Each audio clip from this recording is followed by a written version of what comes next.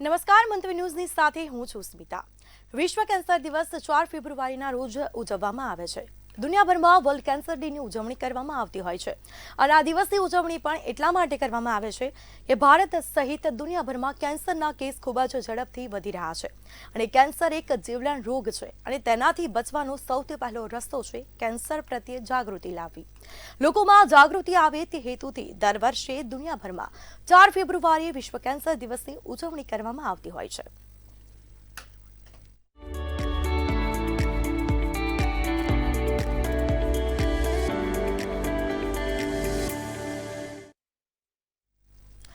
તો આજે કેન્સર દિવસ છે ને આપણી સાથે ખાસ ચર્ચા માટે જોડાઈ ચૂક્યા છે ડોક્ટર અદિતિ ભટ્ટ, જેઓ એક કેન્સર સર્જન છે।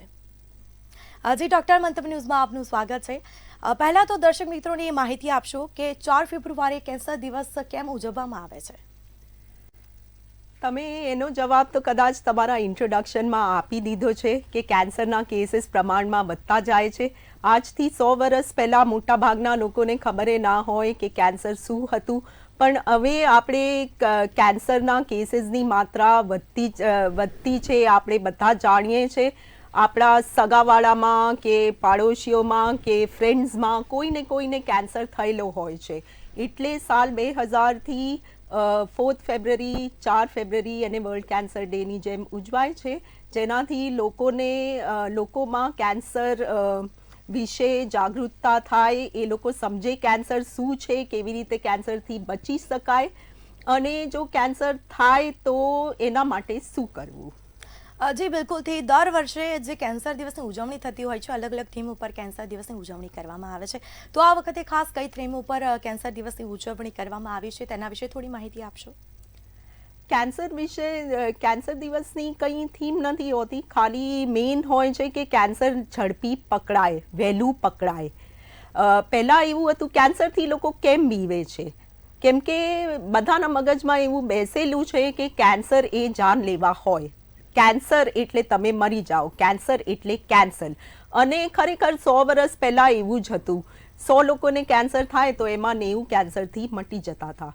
પણ હવે મેડિકલ સાયન્સમાં એટલી બધી રિસર્ચ થાય છે, એટલું બધું એડવાન્સમેન્ટ થયું છે કે કેન્સરથી 70-80% લોકો બચી જાય છે અને એમની નોર્મલ લાઈફ જીતા હોય છે। એના માટે અગત્યનું શું છે કે કેન્સર વહેલું પકડાય, કેમ કે જે કેન્સર વહેલું હોય, એ ફેલાયું ના હોય, એના લક્ષણ સામાન્ય હોય છે અને લોકો એને ઇગ્નોર કરે છે, ધ્યાન ના આપે, ડૉક્ટરને ના બતાવે। એના લીધે કેન્સર ફેલાયેલું હોય આખા શરીરમાં ત્યારે જ પકડવામાં આવે છે।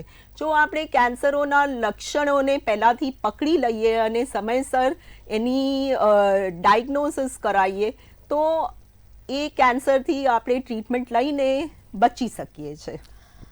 જી બિલકુલથી। તો જ્યારે કેન્સર થતું હોય છે તેના શરૂઆતીના લક્ષણો શું હોય છે કે આપણને ખબર પડે કે આ કદાચ કેન્સરના લક્ષણો હોઈ શકે એમ? હવે જુદા જુદા કેન્સર હોય, શરીરમાં જેટલા અંગો હોય બધા અંગોમાં કેન્સર હોઈ શકે છે। કેન્સરના લક્ષણ હોય એ સામાન્ય બીમારીના લક્ષણોથી જુદા નથી હોતા।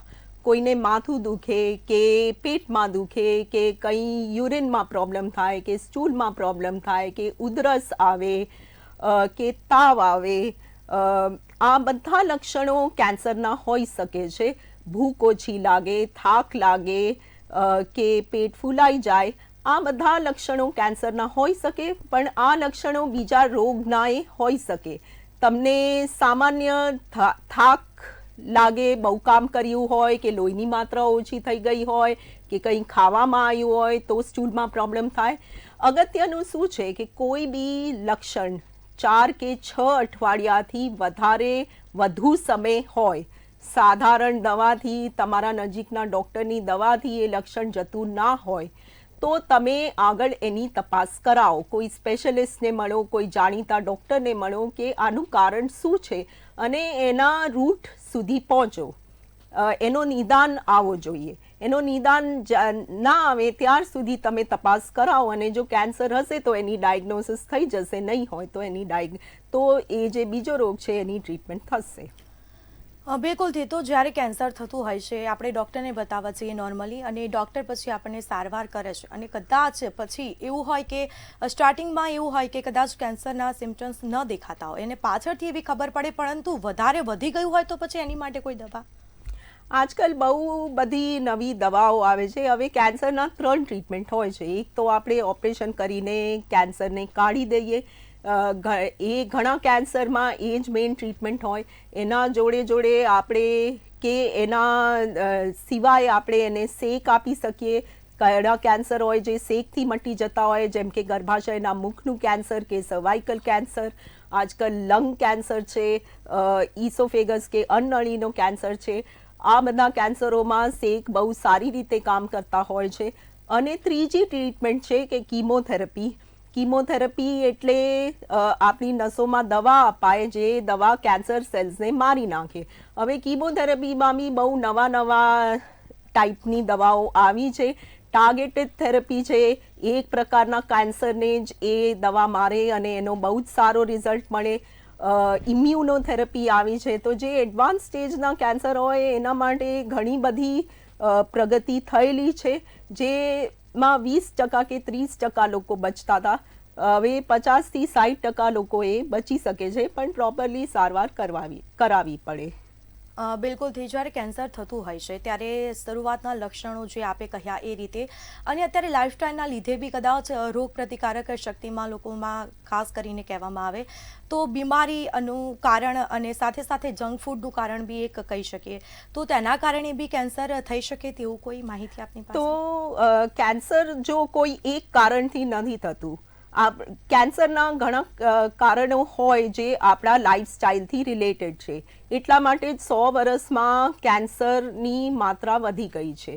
તો જે લાઈફસ્ટાઈલ રિલેટેડ ફેક્ટર્સ છે એમાં જંક ફૂડ 100% એ સૌથી આગળ આવે. જેટલું આપણે ફ્રેશ ફૂડ કરતાં, જંક ફૂડ કરતાં જે આપણે પેક્ડ ફૂડ ખાઈએ, જે પેકેટમાં આવે, જે બોટલોમાં જે જ્યુસ પીએ, સોડા પીએ, કોલ્ડ ડ્રિંક પીએ, એ બધામાં શુગરની માત્રા, સોડિયમની માત્રા બહુ વધારે હોય અને જનરલ હેલ્થ હેઝર્ડ જેને કહેવાય એ છે. ફક્ત કેન્સર નહીં પણ ડાયાબિટીસ, હાઇપરટેન્શન, હાર્ટ ડિઝીઝ આ બધા રોગો એકબીજાને રિલેટેડ છે.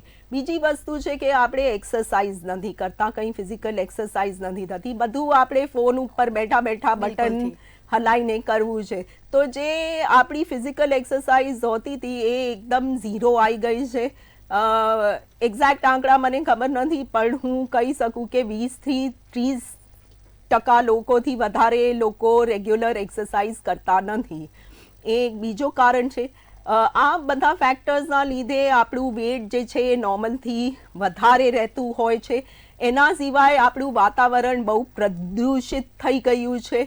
AQI આજકાલ બધા હોય મોબાઈલમાં વેધર એપ લઈને જતા હોય કે AQI 200થી ઉપર છે, દિલ્હીનું, અમદાવાદનું બધે. અને એ પ્રદૂષણના લીધે જે લોકોને બીજા કોઈ રિસ્ક ફેક્ટર ના હોય એમાં કેન્સર થતું હોય. ચોથું રીઝન, અને આપણા સ્ટેટમાં ખાસ, તમે હમણાં હું લિફ્ટથી ઉપર અહીંયા આવી અને બધે જગ્યાએ ઓરેન્જ. એ શું છે? તમાકુની પિચકારીઓ. તમાકુના લીધે જ આપણું સ્ટેટ ઓલમોસ્ટ નંબર 1 છે મોઢાના કેન્સરમાં, કાનના ગળાના કેન્સરમાં. એ એક રીઝન છે જે કંઈ કારણ નથી એ કેન્સર થવાનું. બીજું છે બીડી, સિગરેટ. તો આ બધા જે 5 કારણો છે એ આપણા કંટ્રોલમાં છે. આપણે એનેથી આ બધા અવોઇડ કરી શકીએ છીએ, હેલ્ધી લાઈફસ્ટાઈલ જીવી શકીએ છીએ. એક બીજો કારણ છે જે 5થી 10% લોકોમાં હોય, એ છે જેનેટિક ફેક્ટર. થોડા લોકોમાં એવું હોય કે એક જ ફેમિલીમાં મલ્ટિપલ લોકોને કેન્સર થતા હોય અને એ કેન્સર અર્લી એજે થતા હોય અને તમારા જે મમ્મીના સાઈડ કે પપ્પાની સાઈડ સગામાં થતા હોય, તો પછી તમારે કોઈ કેન્સર સ્પેશિયલિસ્ટને મળવું જોઈએ. જેનેટિક ટેસ્ટ કરાવી શકીએ એના, અને એ રિઝલ્ટ શું આવે એ પ્રમાણે આપણે કેન્સર પ્રિવેન્ટિવ મેજર્સ લઈ શકીએ. બિલકુલથી. જે રીતે આપે કહ્યું કે હવાનું પ્રદૂષણ ખૂબ જ ખરાબ છે અને તેના કારણે કદાચ ફેફસા બી નબળા પડી શકે છે અને ફેફસાનું કેન્સર બી કહી શકાય કે લોકોમાં અત્યારે ફેફસાનું કેન્સર, અને ખાસ કરીને આપણે જે રીતે કહ્યું કે તમાકુ અને તેના લીધે બી ફેફસાનું કેન્સર થતું હોય છે, તો એ માટે ખાસ સાવચેતી શું રાખવી જોઈએ? જો સિગરેટ અને તમાકુ તો અવોઇડ કરી શક્યા, કોઈ એમાં રીઝન નથી આપણે સિગરેટ અને તમાકુ કે બીડી પીવાનું, તો એ તો 100% આપણે છોડી દેવું પડે. બીજું છે કે આપણે પોલ્યુટેડ એરિયામાં ના જઈએ, જેમ આપણે કસરત કરતા હોઈએ સવારે પણ આખી ફૂલ ટ્રાફિકમાં હોય, જ્યાં પોલ્યુશન હોય, તો એવામાં ના જવું જોઈએ. જઈએ તો માસ્ક પહેરીને જઈએ. બીજું છે કે આપણે વાતાવરણને સારું કરવા માટે શું કરીએ છીએ, શું આપણા વેહિકલ ફોલો કરે છે રૂલ્સ, એવા આપણે કચરો એવો બાળીએ છીએ, શું આપણે વેસ્ટ ડિસ્પોઝલ પ્રોપર કરીએ છીએ? ઘણી જગ્યાએ કચરાઓના ઢેરને જલાવીને જે ધુમાડો થાય એનાથી જ AQI લેવલ ઓછું થાય છે. તો આ સમય આવી ગયો છે કે આપણે થોડું એન્વાયરમેન્ટ પ્રોટેક્શન માટે આપણે થોડા પગલાં લઈએ.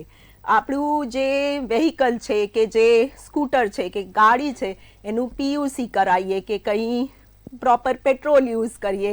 એ બધી વસ્તુઓ આપણે કરી શકીએ. આ નાના નાના સ્ટેપ્સથી આપણે એન્વાયરમેન્ટલ ડેમેજ ઓછું કરી શકીએ ને એનાથી ખાલી આપણને નહીં બટ આગળની જનરેશન્સને ફાયદો થશે. બિલકુલથી, અને પ્રદૂષણ વધારે હોવાથી બી લોકો માસ્કનો વધારે ઉપયોગ કરે, વધારે સારું ફેફસા માટે.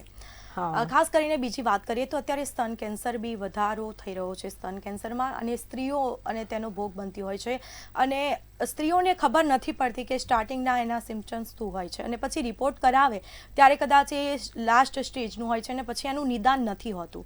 તો શરૂઆતના એ સ્તન કેન્સરના લક્ષણો શું હોય છે, અને ખાસ સ્ત્રીઓ કઈ રીતે સાવચેતી રાખવી જોઈએ સ્તન કેન્સર માટે? તો બહુ સરસ અને બહુ ઇમ્પોર્ટન્ટ ક્વેશ્ચન છે આ. જે સ્તન કેન્સર છે એ સ્તનમાં હોય છે. સ્તનમાં આપણે સ્ત્રીઓ આપણે અડીને ફીલ કરી શકીએ છીએ.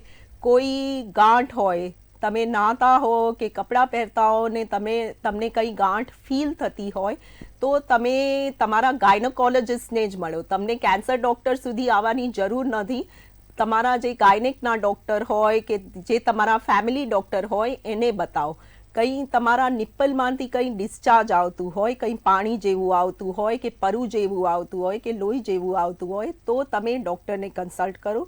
ત્રીજી વસ્તુ છે કે કંઈ તમારી બ્રેસ્ટ ઉપરની કે સ્તન ઉપરની ચામડીમાં કંઈ ફેરફાર થયો હોય, કંઈ અલ્સર જેવું ચાંદી જેવું પડ્યું હોય કે કંઈ એમાં લાલ થઈ ગયું હોય, કલર ચેન્જ થયો હોય કે બેઉ બાજુ તમે જુઓ તો એક બાજુ ને બીજી બાજુ મેચ ના થતા હોય તો આપણે કન્સલ્ટ કરીએ. એક વસ્તુ છે જેને કહીએ છીએ સેલ્ફ બ્રેસ્ટ એક્ઝામિનેશન. આનું કંઈ ગુજરાતી વર્ઝન નથી એટલે ઇંગ્લિશમાં કહું છું. અને તમે કોઈ બી યુટ્યુબ પર જાઓ, ગૂગલ પર જાઓ તો તમને કેવી રીતે સેલ્ફ બ્રેસ્ટ એક્ઝામિનેશન કરવું એ તમે વાંચી શકો છો ને ફોલો કરી શકો છો.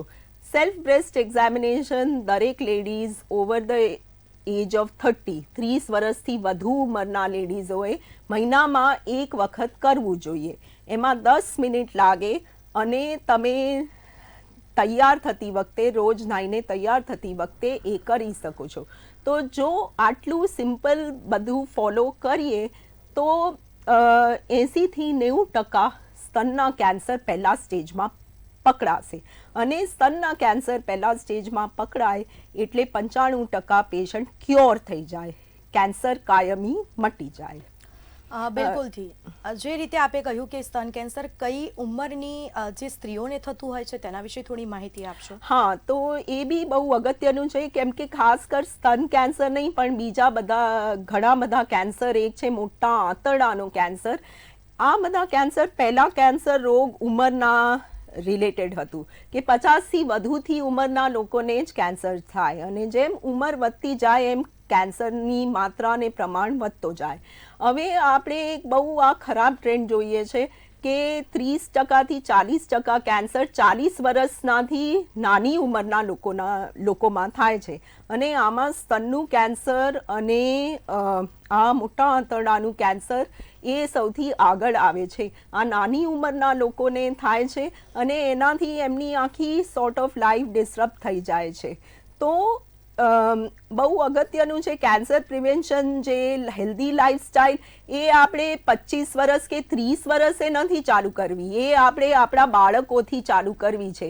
આજે આપણે એમને ચિપ્સ ખવડાવીએ, જંક ફૂડ ખવડાવીએ, સોડા પીવડાવીએ પ્રમાણમાં ના, તો પછી એ લોકોને આ નાની ઉંમરે કેન્સર થવાની રિસ્ક વધી જાય છે. એ મેઇન કારણ છે. બિલકુલથી આપે જે કહ્યું કે સ્તન કેન્સરના જે લક્ષણો જણાવ્યા કે કેટલી ઉંમરની સ્ત્રીઓને થતું હોય છે, અને જે રીતે જો આપણને એ રીતે ખબર પડી કે સ્તન કેન્સર છે શરૂઆતમાં, અને દવાથી મટી શકે કે પછી એની માટે ઓપરેશન કરાવવું ફરજિયાત છે કે બ્રેસ્ટ કઢાવવું પડે, એ રીતનું? અગેન બહુ જ સરસ ક્વેશ્ચન તમે પૂછ્યું. હવે સ્તનનો કેન્સર વહેલા પકડાય તો એમાં સ્તન કઢાવવાની જરૂર પડતી નથી. દરેક કેન્સરના 4 સ્ટેજ હોય, 1 થી 4. સ્તનનું કેન્સર પહેલા સ્ટેજથી 3જા સ્ટેજમાં પકડાય તો અમે એમાં બ્રેસ્ટ બચાવી શકીએ છીએ. જો પહેલા સ્ટેજમાં કે બીજા સ્ટેજમાં પકડાતું હોય તો ઘણીવાર ડાયરેક્ટ ઓપરેશન કરીએ ને ખાલી કેન્સર પૂરતું ભાગ કાઢીએ. તો જે બ્રેસ્ટની શેપ છે, જે આકાર છે, એ ત્યાં જ પ્લાસ્ટિક સર્જરી કરીને નોર્મલ કરી દઈએ. જો થોડું વધારે એડવાન્સ્ડ હોય તો પહેલાં ડોઝ આપીએ, જેને કીમોથેરાપી કહેવાય. એનાથી ગાંઠ નાની થઈ જાય અને એના પછી અમે સ્તન બચાવવાનું ઓપરેશન કરીએ છીએ. જે લેટેસ્ટ શોધ છે એમાં એવું છે કે સ્તન બચાવીએ એમાં આપણને લોંગ ટર્મ રિઝલ્ટ, એટલે લાંબો સમય જે લાઈફ છે પેશન્ટની એ લાંબી થાય. એટલે આજકાલ ટ્રેન્ડ એવો જ છે કે આપણે સ્તન બચાવવાનું ઓપરેશન કરવું જોઈએ. બિલકુલથી. તો હવે આપણે જે સ્ત્રીની કેન્સરની, સ્તન કેન્સરની વાત કરી, તો હવે થોડી સર્વાઇકલ કેન્સરની બી વાત કરી લઈએ. એનું પ્રમાણ બી અત્યારે વધુ જોવા મળી રહ્યું છે સ્ત્રીઓમાં, તો એનું મુખ્ય કારણ શું હોઈ શકે? તો સર્વાઇકલ કેન્સર એક છે જે ઇન્ડિયામાં થોડા 10 વર્ષ પહેલાં સ્ત્રીઓમાં નંબર 1 કેન્સર હતું. હવે સ્તનના કેન્સરને, સર્વાઇકલ કેન્સરને ઓવરટેક કરી દીધું છે, જે મેં બધી લાઈફસ્ટાઈલ રીઝન્સ કહી એના માટે. સર્વાઇકલ કેન્સર કે ગર્ભાશયના મુખનું કેન્સરનું મુખ્ય કારણ હતું લેક ઓફ હાઇજીન.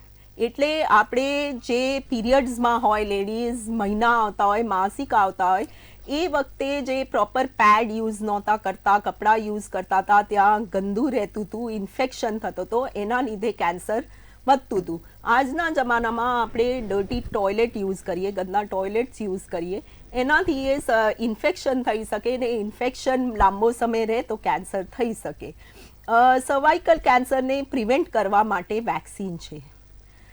બધા કેન્સરમાં એક જ કેન્સર છે જેમાં તમે વેક્સિન આપો તો તમારી કેન્સર થવાની રિસ્ક ઓછી થઈ શકે છે, ને એ સર્વાઇકલ કેન્સર છે. કોઈ બી દવાખાનામાં સર્વાઇકલ કેન્સરની વેક્સિન મળે છે અને એ 9 થી 21 વર્ષની છોકરીઓને આપવી જોઈએ. એના 2 કે 3 ડોઝ જોઈતા હોય છે. બિલકુલ. તે તો આપણે જે રીતે સર્વાઇકલ કેન્સર કઈ રીતે થતું હોય છે, અને ખાસ કરીને જો સર્વાઇકલ કેન્સર થાય છે તો એની માટે ઓપરેશન કરાવવું ફરજિયાત હોય છે કે પછી દવાથી બી એ મટી શકે? સર્વાઇકલ કેન્સરમાં જો બહુ જ વહેલા ડાયગ્નોઝ થાય, એમાં એક બીજી વસ્તુ છે કે સ્ક્રીનિંગ. હવે સ્ક્રીનિંગ શું હોય? જે મેં કીધું કે કેન્સરના જે લક્ષણ હોય એ બહુ સામાન્ય હોય. તમને ઉધરસ આવતી હોય કે પેટમાં દુખાવા આવતા હોય, તમે એને ટ્રીટમેન્ટ ના લો. પણ એના સિવાય એક વસ્તુ હોય જે પ્રી કેન્સર. જ્યારે કેન્સર જે ચેન્જીસ હોય, જે એમાં આગળ કેન્સર ઉત્પન્ન થઈ શકતું હોય, ને સર્વાઇકલ કેન્સરમાં એક સામાન્ય ટેસ્ટ હોય જેને કહીએ પેપ સ્મિયર. 30 વર્ષથી વધુ ઉંમરની લેડીઝ દરેક 3 વર્ષે પેપ સ્મિયર કરાવે તો કોઈ કેન્સરનો થવાનો લક્ષણ હોય એ પકડાઈ જાય અને એ ભાગમાં ટ્રીટમેન્ટ કરીને મટી શકે.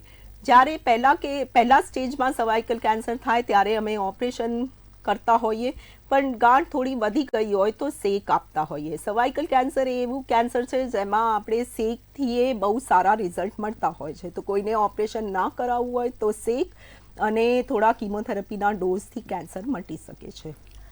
સર્વાઇકલ કેન્સરમાં એવું હોઈ શકે કે કદાચ પીરિયડ નિયમિત ન થતા હોય ને તેના કારણે કોઈ ગર્ભાશયમાં પ્રોબ્લેમ થાય?